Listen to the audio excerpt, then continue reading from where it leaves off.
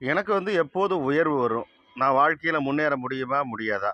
பெரிய பணம், பொருளாதாரம் என்னால அடைய முடியுமா? அப்படிங்கிறத நீங்க கேட்குறீங்க. உங்க ஜாதகத்துல நீங்க ரிஷப லக்னமா? அல்லது துலா லக்னமா? இந்த மாரியா பாருங்க. அல்லது உங்களுடைய லக்னாதிபதி ரிஷபத்திலோ, துலாத்திலோ இருக்காரா? அத பாருங்க. அல்லது உங்க லக்னாதிபதி சுக்கிரனுடன் இணைந்து இருக்கிறாரா? அப்படின்னு பாருங்க. இல்ல உங்க ஜாதகத்துல சனியுடன் சுக்கிரன் இணைகிறதா? சுக்கிரனுடன் சனி இணைகிறதா? அல்லது சனி, சுக்கிரன், ராகு இருக்கிறதா?